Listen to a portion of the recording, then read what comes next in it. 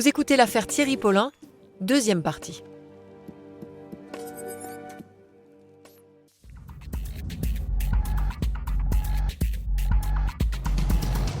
Le rêve de Thierry Paulin, c'est d'être un petit prince de la nuit qui organise des fêtes, qui en tire des revenus. Alain Léautier, ancien journaliste à Libération.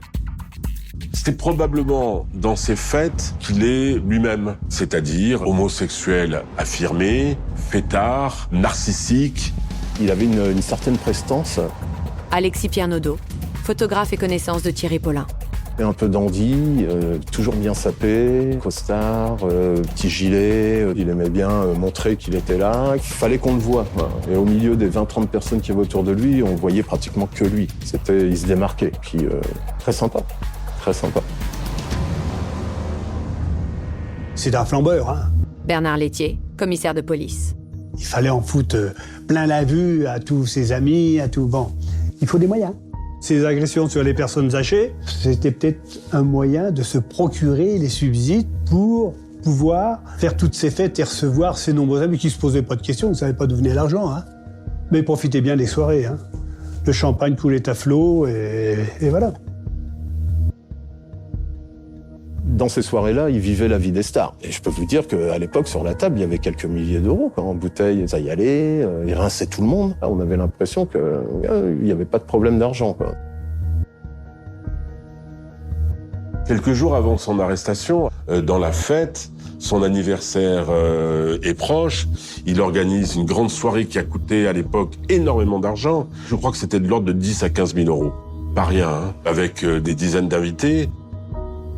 Et il me dit, écoute, voilà, samedi soir, j'organise ma soirée d'anniversaire au Tour-Tour. Donc j'étais à la soirée du Tour-Tour, on a fait la fête comme d'habitude, et puis en même temps, moi je faisais les photos de la soirée.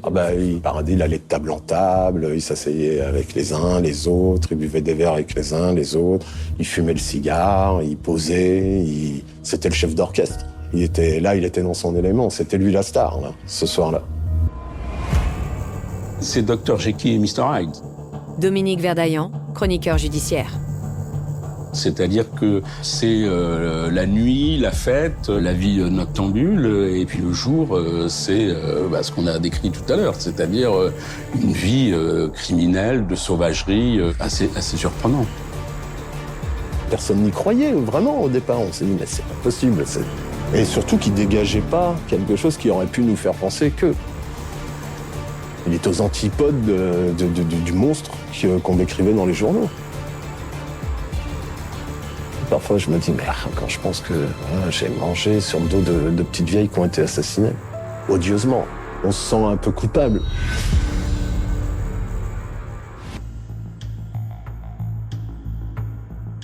Une fois qu'on a le nom, effectivement, on recherche les antécédents judiciaires.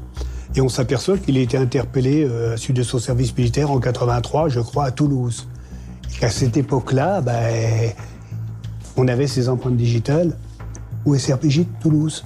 Comment se fait-il qu'on n'ait pas fait ce rapprochement lorsqu'on a envoyé les albums de traces papillaires? Il y a eu à louper, là, c'est sûr.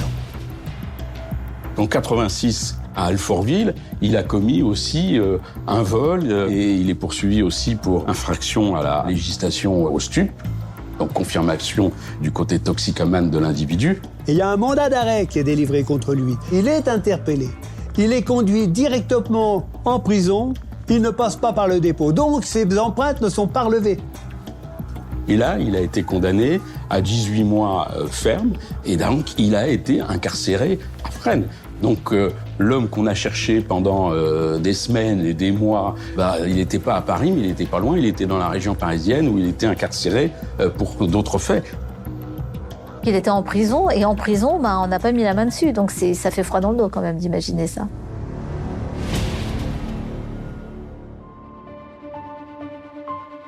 Quand il a été arrêté, et je vois en gros titre « Thierry Paulin, le tueur des vieilles femmes, enfin arrêté ». Je tilte pas tout de suite, et là je commence à lire la description du fameux tueur, et je me dis, mais c'est lui, grand, métis, décoloré en blond, boucle d'oreille, c'est lui.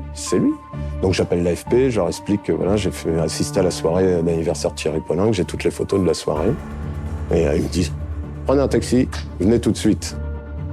Donc là, signature, contrat, et c'est parti dans le monde entier. Ça a été énorme. Ça a été énorme. Parce qu'à l'époque, c'était le premier gros serial killer français, quoi. J'ai même eu des journalistes qui sont venus en bas de chez moi pour essayer de m'interviewer, pour m'avoir. À l'époque, je suis pas sorti de chez moi pendant 2 jours. Ça a été, c'était une folie. Et ce qui était très marquant, c'est que Thierry Paulin, au moment où il a été arrêté, conduit au commissariat, a reconnu les faits assez facilement. Je vais entendre Paulin en premier.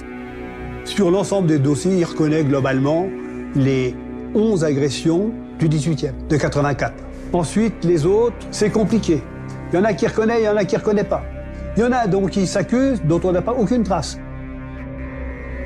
Et alors, ce qui est fabuleux, c'est qu'il a une mémoire faramineuse, absolue de tous les gestes, y compris les pires qu'il a commis. Un des inspecteurs dira qu'il se souvenait de la couleur du porte-monnaie d'une des victimes. Ce policier a eu le sentiment d'être face à un super technicien du meurtre.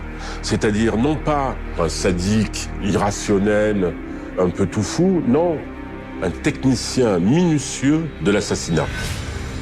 Ce qui a, je crois, énormément marqué, c'est sa froideur. Olivia Kligman, avocate de la partie civile. C'était un peu comme s'il avait répété une leçon, apprise, sans vraiment beaucoup de réaction, comme si c'était pas lui, comme s'il parlait de quelqu'un d'autre.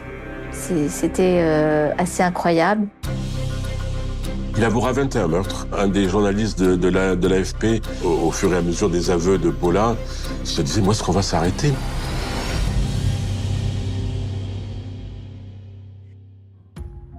Si la responsabilité de Thierry Paulin ne fait désormais plus aucun doute, les policiers sont tout de même à la recherche de complices. Et pour obtenir des informations sur ce point, le commissaire laitier a une botte secrète.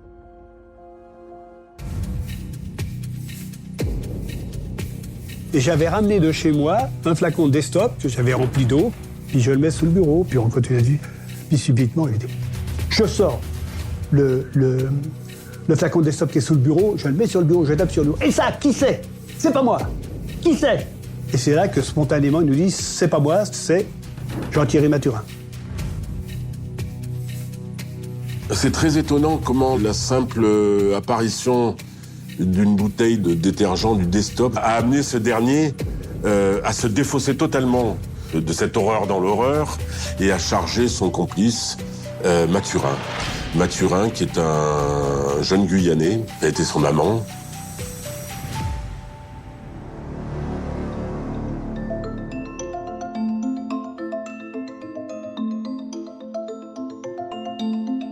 Le 2 décembre 1987, Jean-Thierry Mathurin va être arrêté et il sait.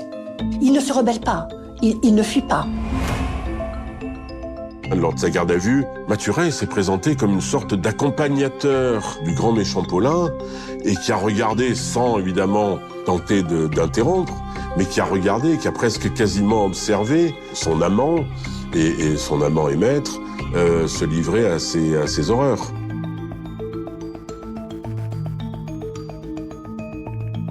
Et Jean-Thierry Mathurin a toujours dit, moi, je n'ai pas torturé. Michel Arnold, avocate de la défense. J'ai pas fait de mal à ces personnes. Je les ai pas touchées. C'était lui qui ligotait les victimes, pendant que Thierry Paulin les faisait parler et les frappait pour cela. Lui, son rôle se limitait à fouiller, à essayer de trouver des liquidités. C'était le bon. C'est Paulin qui faisait toutes les crasses. Et inversement, pour Paulin, c'était Mathurin. Mais ce qui est sûr, c'est de l'avis général, Mathurin était sous l'emprise de Paulin. C'était Paulin le leader. Mathurin était le toutou. Mais quand ils étaient les deux, je ne sais pas s'il y en avait un pour acheter l'autre.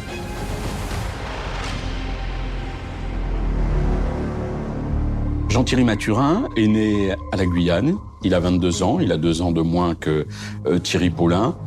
Même vie d'errance que Thierry Paulin. Il sait pas lire, il sait pas écrire, il est pas scolarisé. En Guyane, ce que Jean-Thierry Mathurin a subi, c'était des sévices de la part de son père, qui le détestait, qui a voulu le tuer, qui a voulu le noyer. Une maman qui aimait Jean-Thierry Mathurin, mais qui avait des difficultés à l'élever. Elle était dans une certaine pauvreté. Ils ont eu une vie d'errance, ils vivaient dans des caves. Jean-Thierry Mathurin cherche à se sortir de sa condition. Jean-Thierry Mathurin cherche un emploi. À l'époque, il commence déjà un peu à se prostituer, mais il est attiré par le monde de la nuit. Et grâce à ses relations, il va réussir à être embauché comme serveur au Paradis Latin. Lui, ce qu'il souhaite, c'est danser, c'est faire des spectacles. On a des images de ses participations à une émission d'après-midi de Christophe de Chavannes où il avait été ce qu'on appelait la Playmac.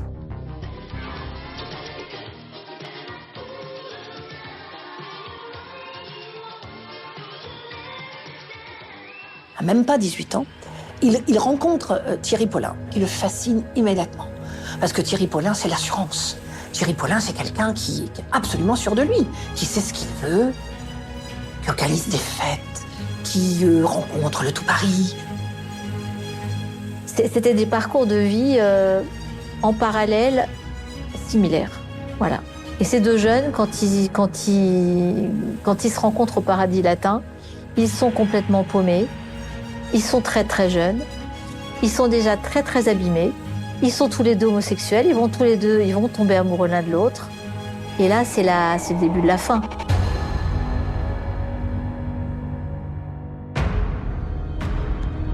Ils vont vivre ensemble. Donc, ils vont loger dans un hôtel dans le 9e arrondissement, limite 18e. Donc, ils connaissent bien le quartier. Et Thierry Paulin, qui consomme certaines substances toxiques, va en fait créer chez Jean-Thierry Mathurin, là aussi, une addiction. Donc il faut de l'argent pour vivre et pour se procurer la cam. Et donc ils en viennent à ce scénario criminel qui consiste à dire on va braquer des petites vieilles. Donc on les repère dans la rue, elles sont fragiles, elles sont vulnérables. On les suit jusque dans leur appartement et une fois qu'on est dans leur appartement, on leur demande où est l'argent, où elles cachent leurs économies. Et il se trouve que la première fois, des liquidités, ils vont en trouver. Et à partir de ce moment-là, Thierry Paulin se convainc que c'est le bon mode opératoire. Il ne faut pas que la personne risque de les reconnaître. Donc, c'est la raison pour laquelle la personne va être tuée.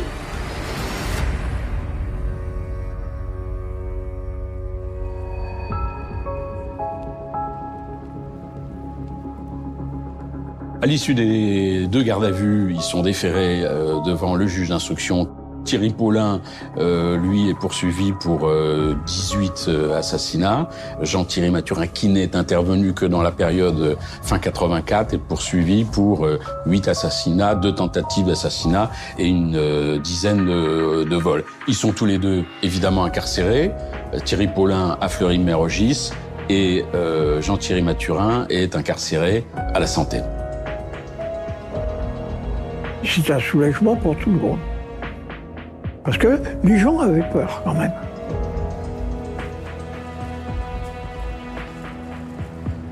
L'attitude de Thierry Paulin pendant son incarcération, j'allais dire, elle est la même que lorsqu'il est devant les enquêteurs. Il n'y a aucun remords, il fait preuve d'aucune émotion, il n'y a pas un mot pour ses victimes. Il ne parle que de lui, il est fasciné par ce qu'il a fait. Il collectionnait les articles de presse parlant de lui. Il faisait en sorte que sa famille même soit interrogée, que les interviews de sa mère soient en première page des journaux. Il devenait en quelque sorte une star, une triste star, mais bon. Donc on attend le procès, de savoir qui est cet individu. Ce qu'il y a derrière cette image de personnage vivant dans les paillettes, dans les sunlights.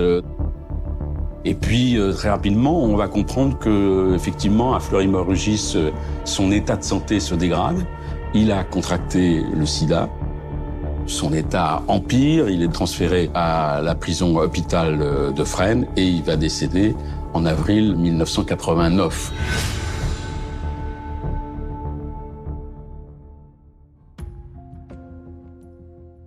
Il y aura néanmoins un procès, celui de Jean-Thierry Mathurin, qui s'ouvre devant la cour d'assises de Paris, le 16 décembre 1991.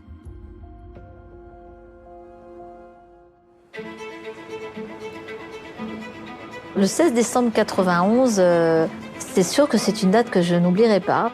Olivia Kligman, avocate de la partie civile. J'arrive à la cour d'assises, un monde incroyable, une foule que vous n'imaginez pas, des journalistes, mais je ne sais pas combien il y en avait. La salle était pleine à craquer. Et nous sommes retrouvés le premier jour du procès avec des flashs qui crépitaient, avec la presse, et c'est normal, qui voulait photographier le visage de Jean-Thierry Mathurin, qui était inconnu, et lui, dans un quart de seconde, n'a pas réalisé la situation, et il s'est mis, à mon désespoir, à sourire devant les flashs.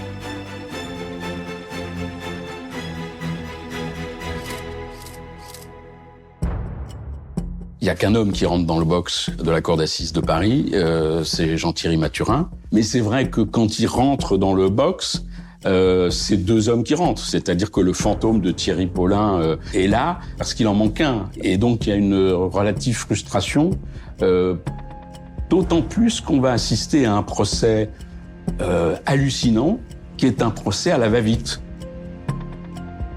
Je me souviens que j'avais été très surprise de la rapidité de ce procès. 5 jours pour évoquer tellement de victimes. Ça veut dire que c'est plusieurs par jour. Où est la place pour les victimes sur 5 jours? C'est effarant quand même quand on y pense. Il y a même un jour où on va survoler 8 crimes en 3 heures. Donc on est face à une justice d'abattage qui gère ça un peu, si vous me permettez l'expression, par-dessus la jambe. Bon, on n'a pas Thierry Paulin, on n'a que le second rôle, on va faire ça vite. On est face à un dossier où il y a une vingtaine de victimes. Donc logiquement, on s'attend à ce qu'il y ait une quantité impressionnante de familles, de fils, de filles, de cousins, etc. C'est le grand vide. Vous avez 2 avocates avec 3-4 personnes sur le banc des parties civiles. Ce procès a permis de mettre à jour aussi ces questions de l'isolement des personnes âgées. Olivia Kligman, avocate de la partie civile. Puisque certaines ont été retrouvées des semaines après leur mort, ce qui voulait dire que elles étaient complètement seules, sans famille, isolées, mortes comme des chiens dans un coin de rue, quoi. Enfin, c'était assez effrayant. Le président m'a demandé si j'étais d'accord de parler au nom de toutes les victimes. Bien évidemment, j'étais d'accord. C'était logique. Je me sentais investie d'une grande mission. J'étais très jeune pour ça, mais il fallait y aller.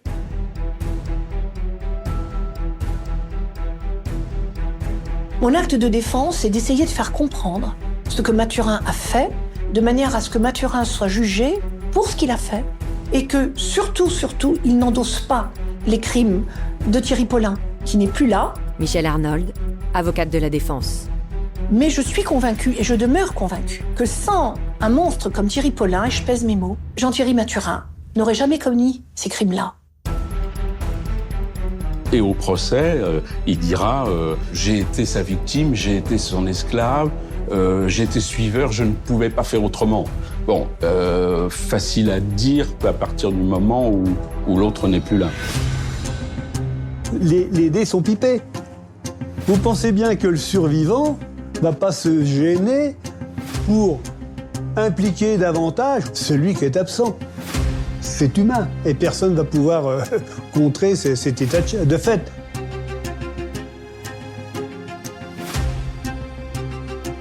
Donc, plaidoirie des parties civiles, évidemment, très rapide, parce que très peu nombreuses. Un avocat général qui remet, j'allais dire, Jean-Thierry Mathurin à sa place en disant « Et vous n'êtes pas complice, vous êtes co-auteur et vous avez beaucoup plus participé au fait que vous nous le dites ». À l'époque, nous avions 3 peines possibles de sûreté. Nous avions soit 15 ans, soit 18 ans, soit 30 ans de sûreté. Mon combat en tant qu'avocat était de faire en sorte que Jean-Thierry Mathurin ne soit pas reconnu comme un monstre, comme un être irrécupérable par notre société, et qu'on puisse essayer de lui donner sa chance. Le seul moyen dans le verdict, c'était que nous n'ayons pas 30 années. Et c'est ce que nous avons obtenu. Donc le délibéré va durer plusieurs heures et vers 21h, le verdict est rendu. Jean-Thierry Mathurin est condamné à la réclusion criminelle à perpétuité assortie d'une période de sûreté de 18 ans. Et là, on va entendre un grand boom provenant du box des accusés. C'est Jean-Thierry Mathurin qui s'est effondré, qui s'attendait tellement à être condamné à une période de sûreté de 30 ans que le fait qu'il n'ait que 18 ans, voilà, lui a créé cette émotion. Voilà. Et tout le monde quitte la salle d'audience. Et je me souviens, il fait nuit dans les couloirs du palais de justice. Et il y a 3 silhouettes qui s'en vont dans les couloirs. Ce sont les 3 personnes qui étaient là pour représenter leur famille. Et l'affaire Paulin-Mathurin s'arrête ce soir-là, dans une indifférence totale, à l'image de ce qu'avaient vécu ces vieilles femmes quelques années plus tôt dans leur appartement. Le souvenir que j'ai, moi, c'est ces personnes qui ont été torturées, ça vous marque, il n'y a rien à faire. Bernard Lethier, commissaire de police. C'est une affaire assez exceptionnelle, c'est rare dans une carrière qu'on a une affaire pareille. J'y pense encore, bien évidemment. Il arrive aussi que quand je croise des vieilles dames dans la rue, je vous dis pas à chaque fois, mais bien souvent, j'ai des images qui me reviennent. Une chose qui m'a vraiment marquée, c'est les dommages et intérêts qui avaient été alloués à la famille de la victime. C'était 80 000 francs. Et donc, je me suis dit, mais c'est fou, une personne âgée, ça vaut 80 000 francs. C'est vraiment très peu.